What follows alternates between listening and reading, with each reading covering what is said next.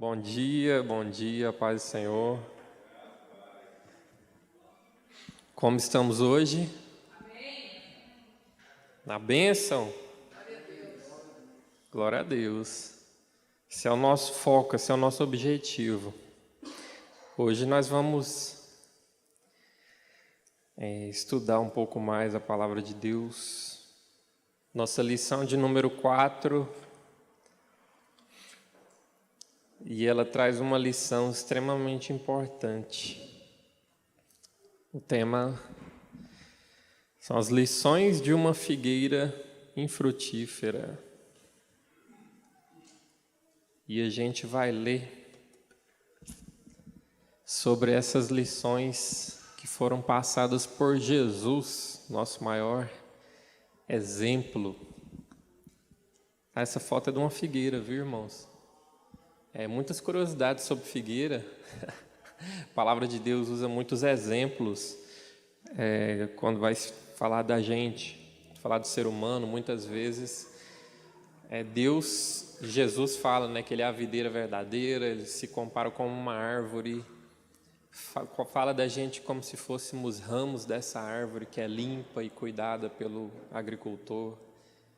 E tem um significado muito bonito e importante por trás disso. E hoje nós vamos aprender um pouco mais sobre isso. Abra sua Bíblia aí, ou se você tem a revista, abra na página que traz aí o início. Não sei se é exatamente a mesma página da minha. A minha é na página 24. Vamos ler o nosso texto de referência, que está em Mateus, capítulo 21, do versículo 18 ao 21. Se quiser acompanhar na Bíblia também. Vou ler a versão que está aqui na nossa revista. Fala assim: E de manhã, voltando para a cidade, teve fome, e avistando uma figueira perto do caminho, dirigiu-se a ela, e não achou nela senão folhas, e disse-lhe: Nunca mais nasça fruto de ti. E a figueira secou imediatamente. E os discípulos, vendo isto, maravilharam-se, dizendo: Como secou imediatamente a figueira? Jesus, porém, respondendo, disse-lhes: Em verdade vos digo, que se tiverdes fé e não duvidardes, não só fareis o que foi feito à figueira, mas até se a este monte disserdes: ergue-te e precipita-te no mar, assim será feito. Amém?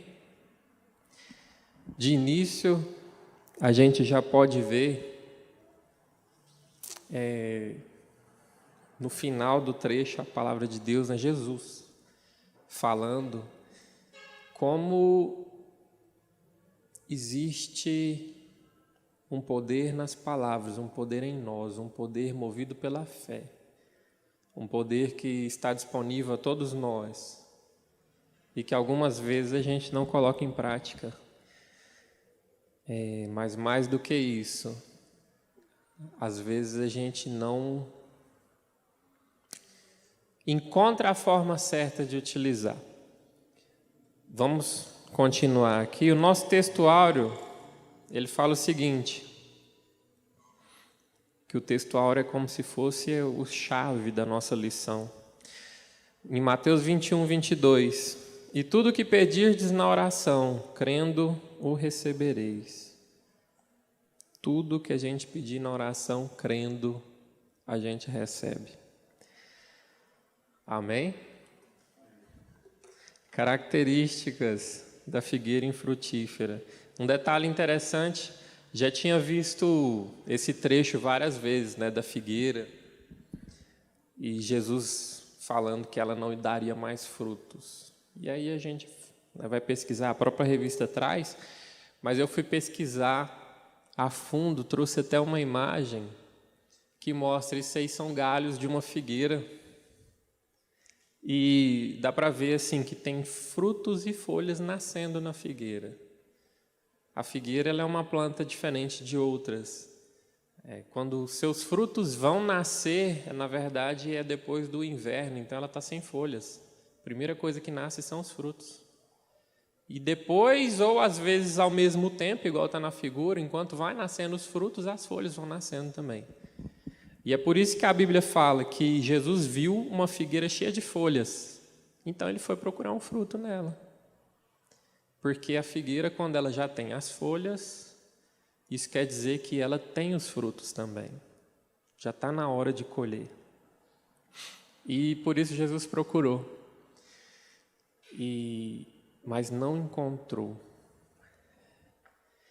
E o maior exemplo que Jesus traz e que a revista traz para a gente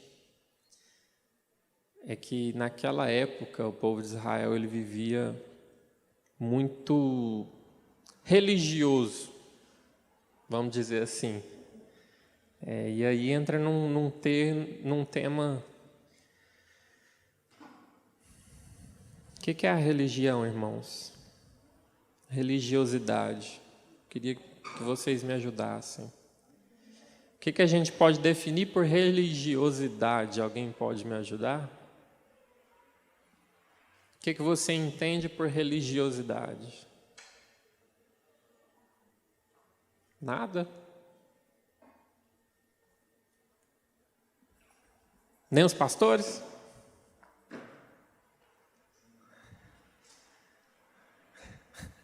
Então tá bom. Religiosidade, irmão. Religiosidade são um conjunto de regras que as pessoas seguem. Por exemplo, ir à igreja todo domingo. Isso é religiosidade. Caminhar de joelho até uma certa cidade, até um certo lugar. Isso faz parte da religiosidade. Muitas regras, é um conjunto de regras, isso é religiosidade, muitas vezes impostas pela igreja, ou às vezes até por religiões, não necessariamente a nossa. Mas religiosidade é um conjunto de regras ligado a uma religião. E isso, o povo de Israel tinha muito. Na verdade, até hoje, se você for estudar o judaísmo, eles oram 3 vezes por dia, ajoelhados, em posição para o lugar lá para o leste, ou não sei direito qual lado que é. Mas eles oram todos os dias, várias vezes. Antes de comer, eles fazem quase que... como se fosse uma prece. Falam sempre as mesmas palavras. Eles têm vários rituais. Na passagem de ano, eles comem o peixe, o pão, o vinho. Tudo isso com um significado muito bonito, mas que muitas vezes não passa de religiosidade. Eles fazem porque é uma regra, porque é uma norma. É igual... a gente que é pai, né? Se você cobra demais do seu filho uma determinada atitude, em alguns momentos ele pode até fazer, porque ele sabe que se não fizer, ele vai apanhar, que se ele não fizer, vai ser ruim para ele em algum momento, né? Não vai dar certo, não vai ter o resultado que ele esperava, porque o pai vai brigar, a mãe vai brigar, então ele faz por obrigação, vamos dizer assim. Isso seria religiosidade. E isso é o que Deus jamais cobrou de nós. Isso é o que Deus não quer que a gente faça. Deus não quer que eu vou na igreja domingo, irmão Glauber? Não é isso não. O que eu estou querendo dizer é que Ele não quer que você venha na igreja no domingo pelo fato de ser domingo, mas pelo fato de você querer usar esse tempo do seu dia para adorar a Ele. É pelo fato de você, por livre, espontânea vontade, falar, olha, esse é o momento que eu vou tirar do meu dia para Deus. Eu vou tirar esse momento para adorar a Deus, para buscar a Deus, para orar, para ter mais intimidade com Deus. Isso não é religiosidade, isso é espiritualidade. É você ter contato com a fonte. E quando Jesus veio, e a palavra de Deus traz em muitos momentos, né, que Ele é o caminho, Ele é a verdade e Ele é a vida. Então, quando você quer falar com Deus, quando você quer buscar mais de Deus, quando você tem uma dúvida, um problema, uma situação complicada, algo que talvez os médicos falaram que é impossível, que você não encontra mais possibilidades de ter um sucesso, de dar certo alguma coisa, Jesus é o caminho para a solução, para o milagre, para a resolução do problema. Ele é o caminho. E basta a gente separar um pouco de tempo, orar, falar com Ele. Ele está pronto para nos ouvir e para nos ajudar.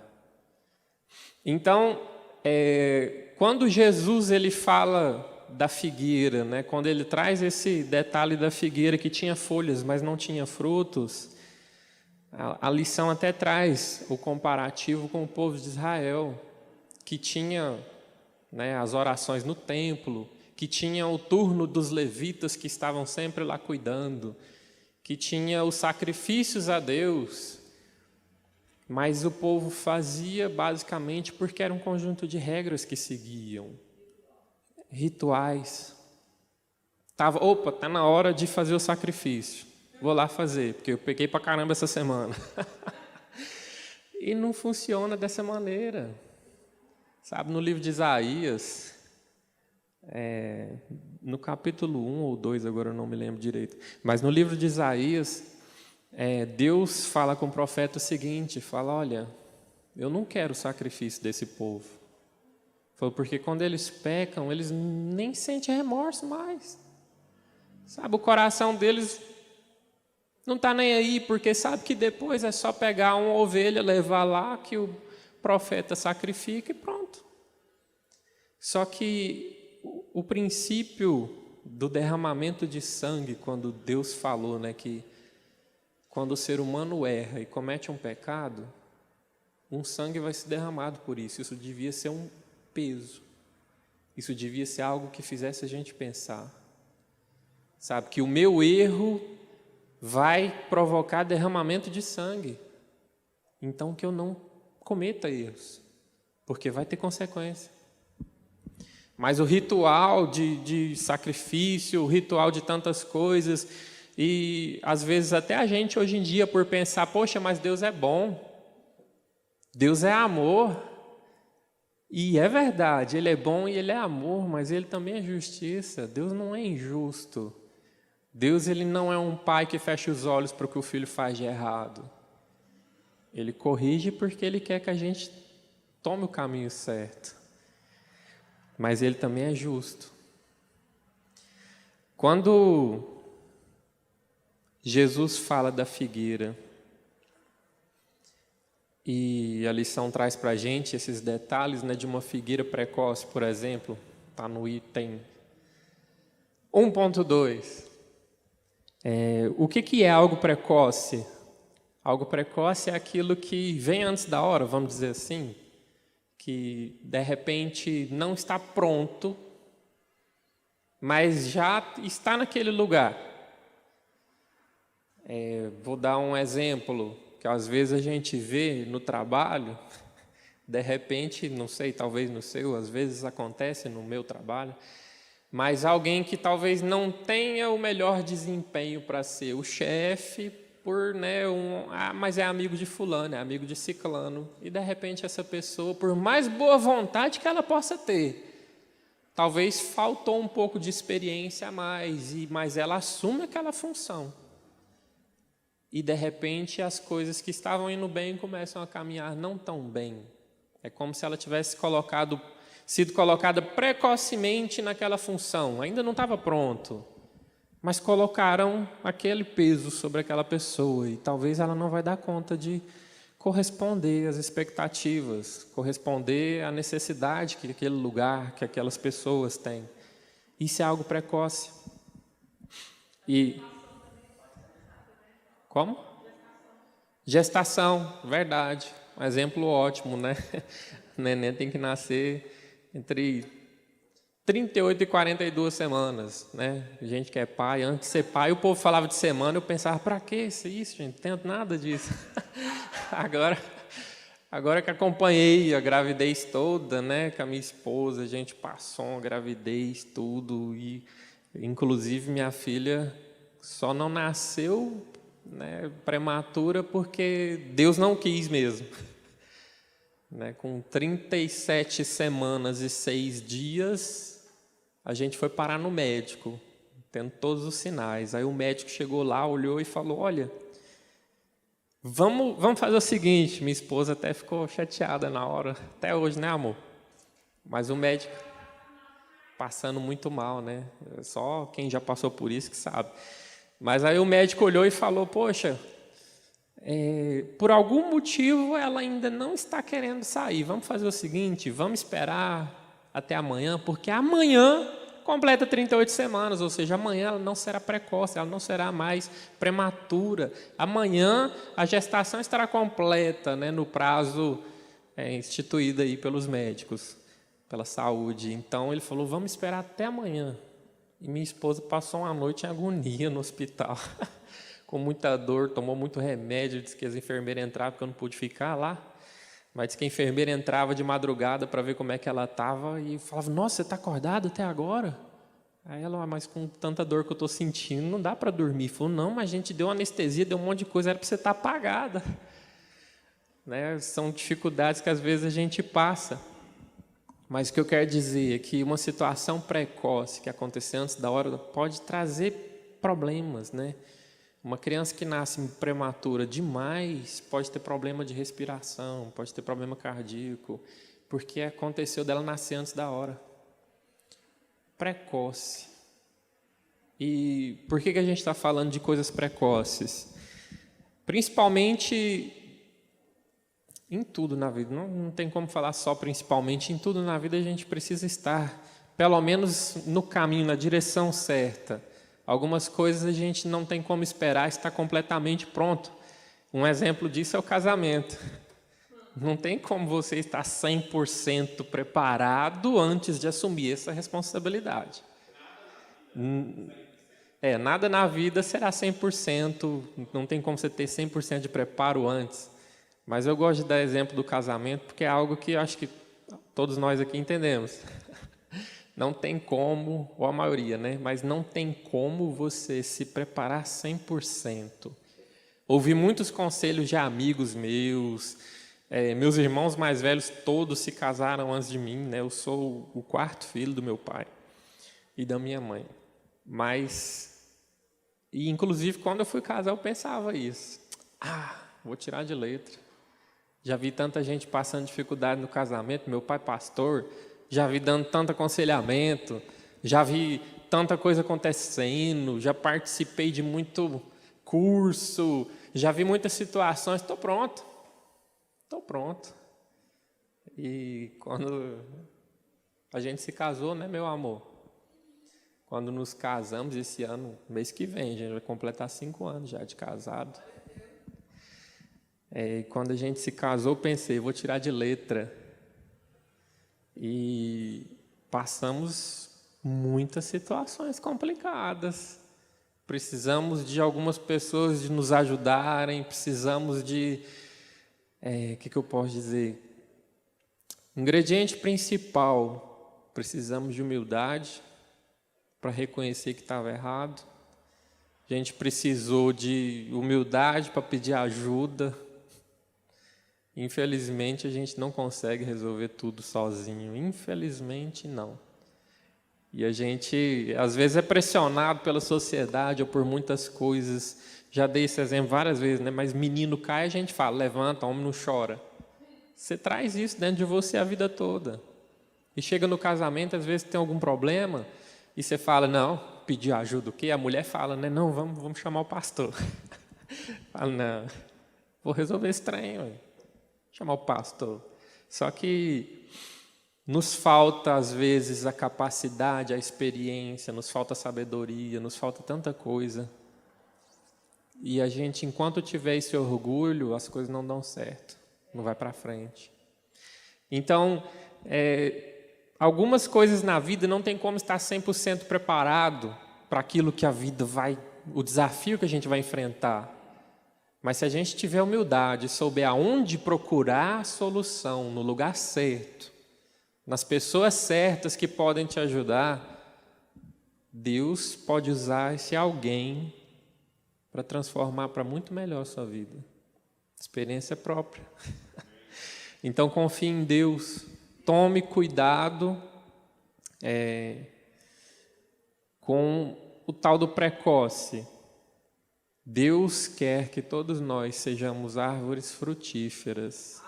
Quer que todos nós frutifiquemos espiritualmente na nossa vida, com a nossa família.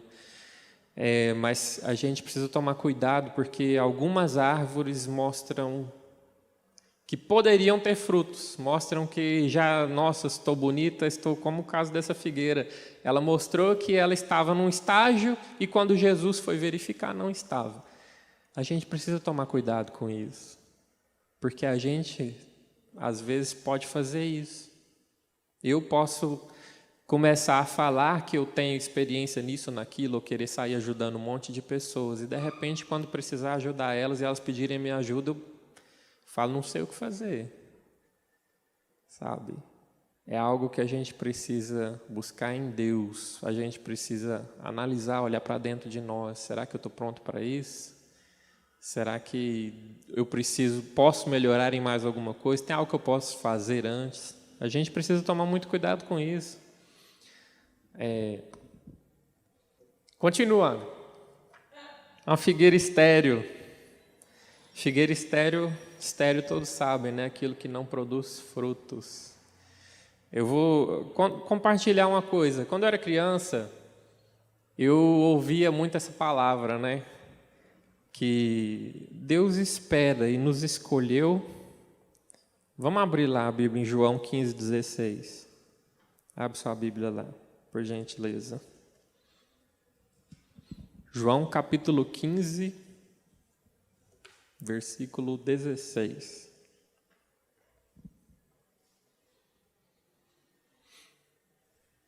Amém? Amém? Diz o seguinte: Vós não me escolhestes a mim, mas eu vos escolhi a vós, e vos designei para que vades e deis fruto, e o vosso fruto permaneça, a fim de que tudo quanto pedirdes ao Pai em meu nome, Ele vô-lo conceda. Amém? Jesus está falando, se foi Jesus falando para os discípulos, Ele falando, olha, eu escolhi vocês, e eu escolhi por um motivo, para que vocês vão e deem fruto, e que o vosso fruto permaneça. E com isso, tudo que você pedir para Deus, Ele vai realizar. Entenda o seguinte, tem uma condição aí. A gente, para poder pedir para Deus e Ele realizar qualquer coisa, depende da gente frutificar. Se a gente tentar ficar pedindo um monte de coisa para Jesus, e às vezes Ele pode, pela misericórdia dEle, pela graça do Senhor sobre nós, Ele pode olhar e falar, eu vou conceder para você.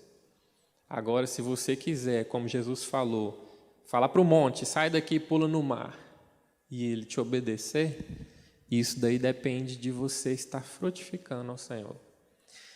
Quando eu era criança, por conhecer esse trecho, eu ficava muitas vezes preocupado, pensando, poxa, eu tenho que frutificar, eu tenho que falar de Jesus, eu tenho que ganhar almas para o Senhor, vamos dizer assim. E com um pouco mais de tempo e o amadurecimento, né, vamos dizer assim, não sendo precoce mais em muitas coisas que eu aprendi, não que seja errado buscar e ganhar almas para o Senhor, de jeito nenhum, isso é certíssimo. Mas como eu falei da questão do precoce, às vezes a gente não está pronto para algumas coisas. Às vezes a gente, na pressa de fazer alguma coisa, acaba tomando o caminho errado. Tem um ditado que fala, né, quem tem pressa demais, come cru. Se tiver pressa demais, até o miojo, que é 3 minutos, esperou 2, ele ainda não está pronto. A gente precisa entender que tem um tempo para todas as coisas, para tudo, para o meu amadurecimento, para o meu crescimento. Tem um tempo que as coisas levam. Algumas pessoas que a gente pode ver na Bíblia, que são grandes, que são pessoas que o nome ficou na história. Moisés, por exemplo. Moisés, ele foi chamado de amigo de Deus. Deus fala para Moisés, fala o seguinte, fala, olha, para os profetas, não foi nem para Moisés, ele falou, olha, para os profetas, normalmente eu falo através de visões, eu falo através de sonhos, eu falo através de sinais. Ele falou, com Moisés eu falo cara a cara. Com Moisés é diferente. Irmãos, pensa numa intimidade com Deus que essa pessoa tinha, que Moisés teve, de conversar cara a cara com Deus, de Tipo, ainda não tinha Jesus vindo nesse mundo e se sacrificado e falado, olha, o caminho é aqui. Antes você tinha que passar pelos profetas, você tinha que fazer os rituais, tinha que fazer os sacrifícios. E Moisés, ele já tinha essa conexão com Deus completamente diferente. Só que Moisés, a gente for olhar a história de Moisés, quando Deus aparece para ele e fala, olha, você vai libertar meu povo, que foi depois disso que Moisés teve essa conexão com Deus, Moisés tinha 80 anos de idade. Ele passou 40 anos no Egito, depois passou mais 40 anos morando no deserto, e achando que estava vivendo a vida dele normal só, mas na verdade Deus estava preparando ele, Deus estava amadurecendo ele, Deus estava... Antes de você plantar, você prepara a terra, você ara, você aduba, você tem que preparar a terra para depois a planta crescer e crescer forte. Então, quando eu era criança e via que a gente tem que frutificar, e Jesus disse que Deus nos escolheu por isso, para frutificar, eu ficava desesperado, pensava, o que eu tenho que fazer? Como que eu vou falar para alguém? Eu ainda nem sei como falar de Deus para as pessoas. E da minha forma eu falei, e eu acredito que deu resultado, sim. Graças a Deus. Mas nem todos os resultados foram positivos, nem todos os resultados foram o que eu gostaria que acontecesse. Mas hoje eu entendo que o processo é necessário e leva um tempo. Sabe, que a gente não seja como essa figueira que mostrou que tinha folhas, ou seja, ela deveria ter frutos também, mas não tinha. Sabe, que a gente não tente pôr o carro na frente dos bois, que a gente não tente pegar o atalho e acabar quebrando a cara. Existe um processo para tudo nessa vida. Moisés se tornou um grande homem, que Deus conversava cara a cara, mas foram 80 anos de treinamento e tratamento de Deus. Davi foi, e é considerado até hoje o maior rei de Israel, é um dos maiores exemplos que nós temos. Davi, ele foi assumir o trono de Israel com mais de 40 anos. Depois de ter passado anos e anos fugindo de Saul, depois de passar anos e anos sofrendo, lutando, buscando ao Senhor em todos os momentos. Mas muitas vezes a gente vê nos livros de Salmos, né, os primeiros Salmos, tem os historiadores têm certeza que foi Davi que escreveu, e a gente vê muitas vezes ele angustiado, clamando a Deus, me ajuda, socorro, eu não sei o que fazer. Então, quando a gente vê essas pessoas e a gente se espelha e fala, poxa, eu quero ser assim também, eu quero ser grande, eu quero falar em multidões me ouvirem, eu quero ganhar almas para Jesus, eu quero falar para esse monte pular no mar e ele se jogar no mar. Eu quero que a minha vida seja um reflexo de Deus nesse mundo. Entenda que isso pode acontecer, com certeza, totalmente. Mas para que isso aconteça, exige um processo, exige dedicação, exige tempo, exige busca e muitas atitudes, não de religiosidade, não de fazer porque a lei manda, não de fazer porque, poxa, eu vou para a igreja domingo para que o pastor veja, mas e Deus que vê seu coração? Sabe, e o mais importante não é agradar homens, é Deus. Quem vai julgar todas as almas no futuro vai ser Deus, não vai ser os homens. E Ele vai julgar o nosso coração. Ele vai julgar a nossa intenção. Qual que tem sido as nossas intenções em tudo que a gente faz? Em tudo, irmão. Não é só no vir na igreja, não é só a minha vida quando os irmãos estão vendo, a sua vida em casa, como tem sido, com a sua família, com seus irmãos, como tem sido a sua vida. Pare e pensa. Você tem sido uma figueira cheia de folhas, mas que não tem fruto nenhum? Que as pessoas olham e falam, nossa, que lindo, que maravilhoso, olha que coisa. Igual uma pessoa que comprou um carro, né, importado e tudo. Eu vi um pastor falando isso uma vez, ele falou, olha, irmãos, eu tive que ser muito tratado por Deus. Ele falou, quando eu era, né, ainda jovem, trabalhando, meu primeiro grande negócio que eu fechei, eu ganhei um dinheiro, comprei um carro zero. Ele falou, parava na porta, reunião de família. Ele falou, parava na porta, chegava primeiro e ficava enrolando dentro do carro para o pessoal olhar, chegar e falar, nossa, que carrão, fulano está lá dentro, nossa, é dele? E falou, eu fazia isso só para chamar atenção para mim. Só para mostrar que eu tinha conseguido, que eu isso e aquilo. Ele falou, Deus tomou o carro, Deus tomou tudo. Ele falou, tomou minha felicidade, minha alegria, afundei numa depressão lascada. Ele falou, mas depois Deus me consertou. Me mostrou tudo. Passei por um processo terrível. Mas hoje, graças a Deus, Deus age muito na vida dele e ele transforma muitas pessoas. Mas ele precisou entender que as coisas precoces, que as coisas de aparência, que as coisas de religiosidade, de regras, sem um coração voltado para Deus, sem um coração voltado para o que realmente importa, não é o que vai trazer sucesso verdadeiro. Sabe, algumas pessoas gastam tempo, energia, tudo para conseguir dinheiro. E conseguem. Sabe, a palavra de Deus fala que se pedir, dá-se-vos-á, buscar e achareis, bater e abrir-se-lhe-á. Pois todo que pede recebe, o que busca encontra. O que busca encontra. A palavra de Deus nesse momento, quando Jesus fala isso, se não me engano é no Sermão do Monte, né, pastora? O Sermão do Monte, Jesus fala isso. Ele não fala que isso é para o cristão. Ele não fala que isso daí só vai acontecer na vida daquele que serve, que busca o Senhor. Não é só na vida de quem está na igreja. Se a pessoa decidir, não, eu quero dinheiro, dinheiro eu acho que é mais importante que tudo. E se desdobrar para poder fazer isso acontecer, rapidamente ela vai conseguir prosperar. Mas existem muitas pessoas que, infelizmente, são tão pobres que tudo que ela tem é dinheiro. Dinheiro é importante, irmão? Demais. A gente não vive sem. Mas ele é uma ferramenta. Ele não é o que vai transformar a sua vida verdadeiramente. Ele só vai te ajudar em algumas coisas. Pastora? Também tem isso. Qual o custo que ele pagou para conseguir essa prosperidade financeira? Às vezes a saúde vai embora, às vezes a família vai embora. Tem gente que perde a família. Tem gente que nunca adquiriu família.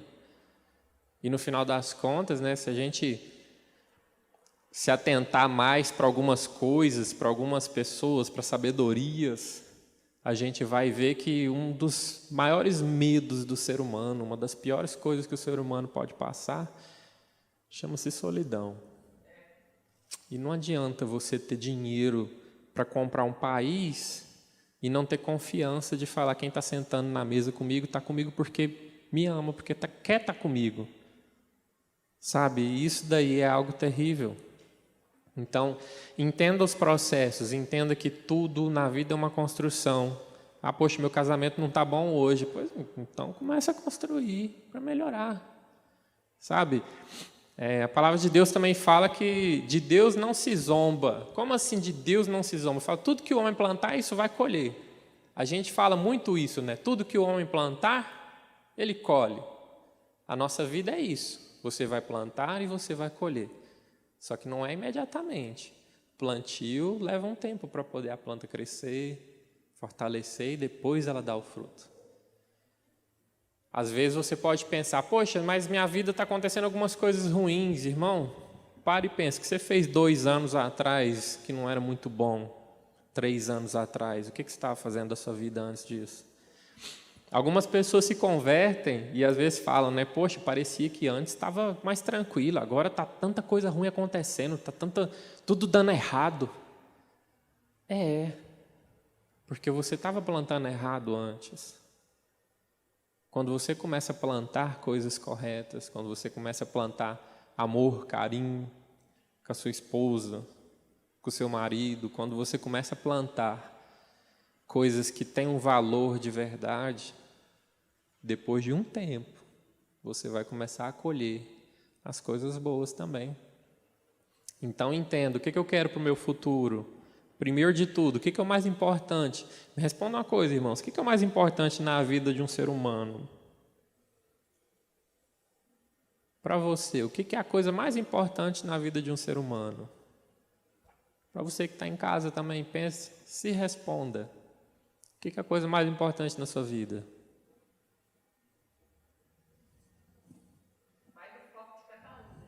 Vai do foco de cada um? Alguém mais quer compartilhar? É porque de repente aquilo que é importante para você não é importante. Então vai do foco. Vai do foco. Mais alguém gostaria de acrescentar? Sem minha esposa, porque a gente teve uma conversa dessa lá em casa essa semana.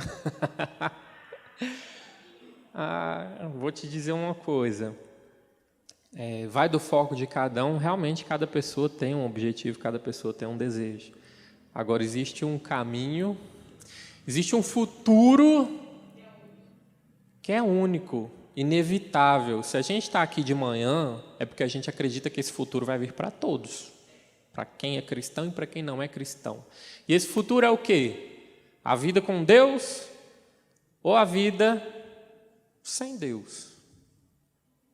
Que não é tão atraente, não é tão interessante. Então, focando nisso, vou te fazer de novo a pergunta: o que é mais importante na vida de um ser humano? O que é o mais importante na sua vida? O que é o mais importante na minha vida? Eu paro e penso, o que é o mais importante na minha vida? Deus. Deus, eu penso assim. E eu quero acreditar que a maioria de nós também, se não todos. Deus. Agora quem pensa assim tem uma vida vitoriosa, né? Isso. A pastora falou que quem pensa assim tem a vida mais vitoriosa. É verdade, não basta só pensar. A gente já está com a Bíblia aberta em João 15, né? Volta no versículo 10, João 15, 10. João 15, versículo 10. Diz o seguinte: se guardardes os meus mandamentos, permanecereis no meu amor, do mesmo modo que eu tenho guardado os mandamentos de meu Pai e permaneço no seu amor. Amém? Quando a palavra de Deus fala, né, aqui Jesus dizendo que quando a gente guarda as palavras dele, a gente permanece no amor dele. Imagina o seguinte, todos nós crescemos tendo pessoas que nos amam. E essas pessoas que nos amam fizeram muitas coisas por nós. Talvez você teve um pai que ajudou mais, talvez seu pai não estava junto, mas a sua mãe estava. De qualquer maneira, nós aqui, todos, eu tenho certeza, temos referência de alguém que em algum momento da sua vida apareceu e fez algo muito grandioso por você, que você falou, poxa, nossa, isso foi importante. Isso foi algo que fez diferença na minha vida. Você se sentiu amado por isso. Agora pensa o seguinte, quando você foi ajudado por essa pessoa, um ser humano limitado, cheio de dificuldades também, mas ela fez algo para ajudar você, para ajudar a sua vida, para que você conseguisse chegar onde você queria. E isso foi algo maravilhoso. Imagina Jesus, o nosso Deus, o Criador dos céus e da terra, falando que se você permanecer no amor dele, ele vai fazer tudo por você. Porque quando a pessoa ama, é isso que ela faz. Tudo o que puder por você. Então, como a pastora disse, se você está preocupado em andar nos caminhos do Senhor, se você entende que o mais importante na vida de um ser humano tem que ser a sua vida com Deus, tem que ser o seu caminhar com Deus, tem que ser o se alegrar em Deus, né? Que Deus olhe para você e se alegre do que você tem feito. Quando você tem uma vida assim, você está dentro do amor de Deus. E estando dentro do amor de Deus, não tem nada que Ele não faria por você. Não tem nada que Ele não faria por mim. Porque quando você está dentro do lugar mais precioso e poderoso que pode existir, não tem nada que vai te atrapalhar. Então a gente precisa entender isso. A gente precisa entender isso, sabe? Às vezes, por viver nesse mundo, por viver bombardeado por coisas desse mundo, às vezes a gente não pensa no que vai vir depois. Ou esquece, ou deixa de lado, ou não dá a verdadeira importância. Só que o principal é o que vai vir depois. Que a gente entenda isso.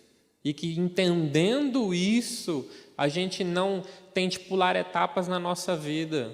Entendendo isso, a gente não tente mostrar folhas sem ainda estar preparado para fazer fruto. Entendendo isso, que a gente não seja uma figueira que vai dar uma mensagem que a gente não consegue cumprir. Irmãos, Jesus não condenou aquela figueira pelo fato dela não ter frutos, sabe? Ah, mas como assim, irmão Glauber? Jesus procurou o fruto nela e ele condenou e ela secou na hora porque ela não tinha fruto. Foi.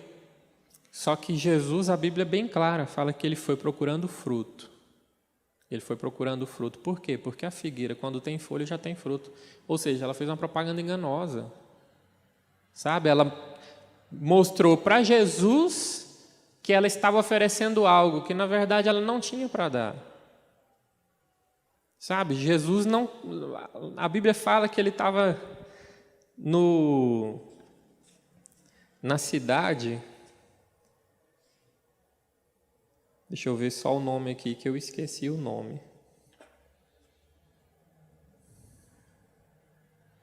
Bom, depois a gente lê, não tem como ler tudo toda hora, né? Se a gente lê tudo, o tempo não dá. Mas, continuando, é um pouquinho antes lá, né, do versículo 18, fala que Jesus estava na terra que era chamada a Terra das Figueiras. A tradução seria isso. Bet alguma coisa, esqueci, Casa das Figueiras. Só que... E se era a casa das figueiras, lá tinha muitas figueiras. Por que Jesus amaldiçoou só uma? Entenda, porque aquela uma estava mostrando que deveria ter frutos. Ela estava mostrando uma propaganda enganosa. As outras não ficaram falando que tinha fruto e não tinha. A única que tinha folha era aquela. Então Jesus foi procurando fruto nela. Tipo assim, Deus não vai cobrar de você o que você não está pronto para dar. Betfagé, obrigado. Isso, Casa dos Figos. Betfagé é o nome da cidade lá, a região. E tinha muitas figueiras lá, muitas, mas a única que foi condenada foi a que falou que deveria, a que demonstrou, né? Ela não falou com a boca, né? Vamos dizer assim. Mas ela tinha folhas. E a figueira que tem folhas tem fruto. Então Jesus sentiu fome, viu as folhas e foi procurar o fruto. Ele não amaldiçoou nenhuma outra. Ele não criticou nenhuma outra, ele não condenou nenhuma outra figueira, porque as outras ainda não estavam prontas e não ficaram falando que estavam. Entenda? Que a gente tome isso como uma lição para nós. Que a gente tenha humildade antes de assumir responsabilidade em qualquer coisa que for. Sabe? Se você fez. Beleza, assuma o que você fez. Se você não está pronto, converse. Olha, talvez eu não esteja pronto para isso, para aquilo. Quando te chamarem para qualquer coisa, principalmente na casa de Deus. Sabe? Como eu faço parte da igreja desde que eu nasci, em muitos momentos, algumas pessoas chamaram, olha, você podia assumir essa função, podia assumir aquela, podia estar fazendo isso, podia estar fazendo aquilo. Mas em muitos momentos eu não me senti preparado para algumas coisas. Eu senti que ainda não era o momento. E busquei em Deus e Deus não confirmou nada. Então não assumi responsabilidade de outras coisas. Porque eu não quero ser uma figueira que mostre folhas e não tenha fruta ainda. Sabe, isso é algo que a gente precisa ter esse discernimento em todos os pontos da nossa vida. Que a gente não pule etapas, que a gente não queime etapas, que a gente não pule o processo. Apesar de que hoje, infelizmente, a gente é tão acostumado com a política de coisa descartável, de micro-ondas, de estragou, compra um novo, celular mesmo. Nossa, meu celular foi atropelado, paguei para consertar. mais barato que um novo. Aí, chegando em casa, eu fui descer do carro, ele caiu no chão. Tinha acabado de consertar, quebrou a tela de novo. Eu falei, não, agora vai ficar assim. Mas dessa vez não está tão quebrado assim, né? Mas o que eu quero dizer é que a gente é tão acostumado, estragou, compra um novo. Não, meu celular quebrou, joga fora, compra outro. E às vezes não é mais barato não, sabe? É coisa que a mídia fica pondo na cabeça. Compra um novo, compra um computador novo, compra um carro novo, compra isso novo. E as pessoas aprendem a pular etapas. Como?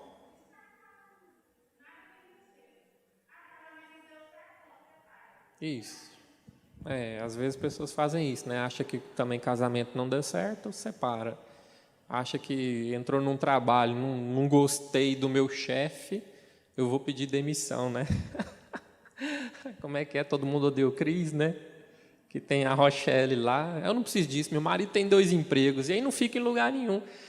Sabe, a gente tem que ter mais humildade, a gente tem que entender que nem tudo na vida vai ser agradável. Às vezes é o processo. Jesus passou uma vida aqui na terra que não foi muito agradável em muitos pontos. O apóstolo Paulo passou por muitas situações que não foi agradável. Ele foi preso várias vezes e foi condenado à morte, né? Ele morreu preso e condenado e morreu. Mas esse homem, ele viveu o sobrenatural aqui nessa terra. Ele curava enfermos, expulsava demônios. Sabe, o apóstolo Paulo, a palavra de Deus diz que às vezes as pessoas falavam, olha, tem alguém doente lá em casa. E ele fala, olha, eu não posso ir lá não, porque eu estou pregando a palavra aqui. Tirava um lenço, entregava e falava, leva lá e encosta. Está na Bíblia, irmão. Ele pegava o lenço, encostava na pessoa e ela era curada. Essa pessoa viveu o sobrenatural aqui, nessa terra. Essa pessoa, para e pensa, o contato que ela tinha com Deus. Imagine se você, o Criador, não é heresia não, é só para fazer uma imaginação, tá? Imagine se você, Deus, e ter um servo desse, que fez tudo por você, e quando foi preciso morrer em seu nome, ele aceitou, falou, vou morrer, mas é no nome do meu Senhor, então eu vou morrer. Ele fez tudo o que precisava fazer, ele foi aprovado, vamos dizer assim, né? E quando se trata de casamento, né? Tem uma regra bem clara na Bíblia que a Bíblia deixa, né? Fala, olha, você tem que amar a esposa, viu, marido? Igual Jesus amou a igreja. E se preciso for morrer por ela. Não é largar a sua esposa, não. Não vou dizer que não dá vontade de matar às vezes, né? Mas a gente supera. A gente aprende. Martim Lutero, se não me engano, foi um dos reformadores, né, da igreja evangélica. E ele era padre, para quem não sabia, né? E padre muitas vezes não pode casar. Tem umas exceções, mas não vou entrar nesse detalhe. Martim Lutero, depois que ele reformou algumas coisas, né, e trouxe o cristianismo que a gente segue hoje, ele encontrou uma esposa e se casou. E uma das falas dele foi que em 1 ano de casamento ele foi mais santificado do que 10 anos de monastério. Porque às vezes casar é um desafio, irmão. Estar casado, né? Casar é fazer a festa. É ótimo, é tranquilo, a gente come bolo, diverte, às vezes você nem presta atenção em nada. Eu mesmo estava cheio de coisa na cabeça, né? Casei quase no automático, né? Nas fotos estava nervosão, quase um zumbi. Mas depois cai a ficha, e o permanecer casado é que pode ser um pouco complicado em alguns momentos, os desafios que a vida traz. Só que pare para pensar, o casamento e Deus e a vida com Deus. Jesus disse que a gente tem que amar o próximo, que a gente tem que orar até pelo nosso inimigo. Não que a esposa seja o inimigo, tá? Nem o marido. Mas às vezes isso passa pela nossa cabeça. A Bíblia diz que a gente tem que perdoar, que a gente tem que amar. A Bíblia diz que pela esposa, se preciso for, a gente tem que morrer por ela. Eu entendo hoje, depois de muito ler a Bíblia, estudar e aprender e crescer com Deus, que a chave para você ter um casamento abençoado, feliz, é você seguir o que Jesus ensinou. Sabe, ele não falou especificamente do casamento, mas quando ele fala, você tem que perdoar 70 vezes 7. Às vezes no casamento a gente precisa perdoar tantas vezes. Mesmo não querendo, não, dessa vez não, mas de novo. Mas não acredito. Mas se você fizer o que Jesus ensinou, vai dar certo. Mas me chamou para caminhar 1 milha. Às vezes a mulher chama para ir no shopping, o marido fala, então tá bom, mas só vai naquela loja, né? Não, só naquela loja. E mais 300 depois. E aí, às vezes, você não está tão disposto. Mas lembra que Jesus falou que se chamar para caminhar 1 milha, anda 2? Sabe, irmãos, a resposta está tudo na Bíblia. Está tudo. Tudo. Se você começar a colocar em prática os ensinamentos de Jesus na sua vida, seu casamento melhora, o seu trabalho vai melhorar, as recompensas financeiras, o reconhecimento do seu chefe. Quando a Bíblia fala que a gente tem que trabalhar como se fosse para Deus, não existe funcionário que seja muito bom que qualquer chefe sai largando, não. Tem um tio meu que ele sempre foi muito trabalhador, vamos dizer assim, né? Trabalhador mesmo, sabe aquele homem bom de obra, precisou, ele faz, ele não tem tempo ruim não, sabe? Domingo, feriado, chamou, ele está fazendo. E ele trabalhava numa empresa que o serviço era bem braçal mesmo, e ele, olha, não tem tempo ruim não. E aí deu uma crise, uma época na empresa, e a empresa pegou e ofereceu uns acertos, falou, não, quem quiser, a gente acerta, manda embora, e ele pegou e falou, nossa, esse dinheiro vai ser bom. E aí ele foi e acertou com a empresa, e a empresa mandou ele embora. 2 meses depois, a empresa ligou para ele, moço, vem para cá, pelo amor de Deus. Ele, mas eu acabei de dizer, não, a gente contrata de novo. Contratou ele de novo. Sabe, porque ele sempre trabalhou com alegria no coração. Ele sempre trabalhou fazendo o melhor que ele podia, independente do salário que era pago.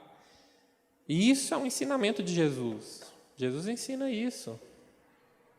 Sabe? Então, quando você coloca os princípios da palavra de Deus na nossa vida e começa a viver isso, a nossa vida se transforma para muito melhor. Às vezes a gente não tem a humildade para dar o braço a torcer.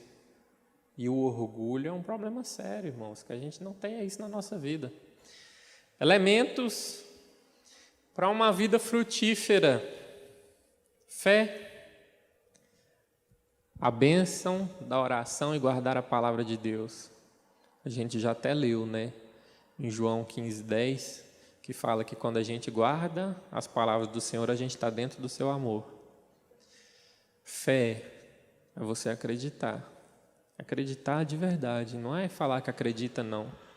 É acreditar mesmo. Fé, às vezes, é igual João... Não, foi Pedro, desculpa. Pedro. Que Jesus falou, estava em cima do mar andando, e Pedro falou, se é o Senhor, manda eu ir também em cima da água. E Jesus falou, então vem. Tinha alguma lógica ele andar em cima da água? Não tinha lógica nenhuma, foi pura fé, completamente. Ele colocou o pé e foi andando em cima. Fé. Só que a Bíblia diz que depois ele prestou atenção no vento e aí começou a ter medo. Na hora que ele teve medo, ele afundou, porque a fé dele fraquejou na hora. Sabe, eu tenho aprendido na palavra de Deus que o mais importante não é o tamanho da fé que você tem, é quanto você usa ela. Sabe, naquele momento, depois, Jesus chegou nele e falou, homem de pouca fé. Aí você pensa, né? Até o pastor Cláudio Duarte tem uma pregação que ele fala isso, né? Fala, irmão, se o que estava andando em cima da água é o de pouca fé, os que ficou dentro do barco, que fé que tem? Sabe, mas Jesus falou para ele o seguinte, falou, homem de pouca fé. Irmão, esse homem de pouca fé estava andando em cima do rio, do mar. O tamanho da sua fé é importante. Mas o mais importante é o que você está fazendo com essa fé que você tem. Minha fé é pequena demais. Irmão, você está usando? Sabe? Se você usar a fé que você tem, não importa o tamanho, o milagre acontece, o sobrenatural vai acontecer na sua vida. Amém? Coloque em prática a fé que você tem.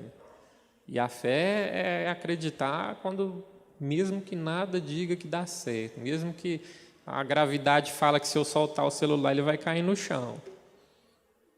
Mas se para que um milagre aconteça, para que a vontade de Deus chegue na sua vida, você precisa ter fé de que o contrário vai acontecer, então tenha fé. Não importa o que a ciência física diga, tenha fé e coloque em prática. As lições que a figueira nos ensina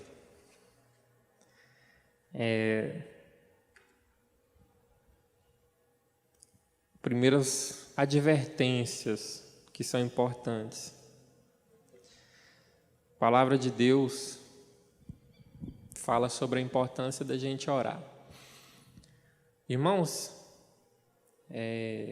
acho que no final do livro de João, se não me engano, ele fala que, nos últimos versículos, ele fala, olha, se todos os milagres que Jesus fez fossem escritos em livros, não caberiam em todos os livros do mundo.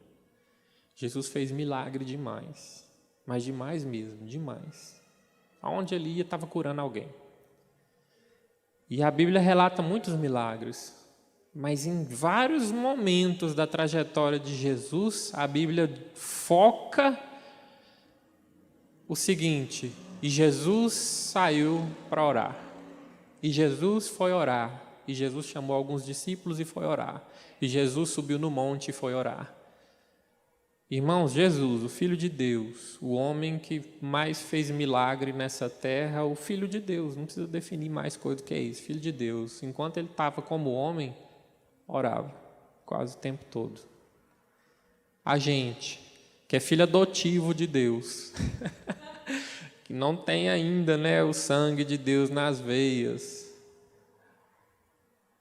como que a gente pode buscar uma vida extraordinária em Deus, o mover de Deus na nossa vida, se às vezes o máximo que a gente faz é orar antes do almoço? Vou orar aqui, Deus abençoe essa comida, amém.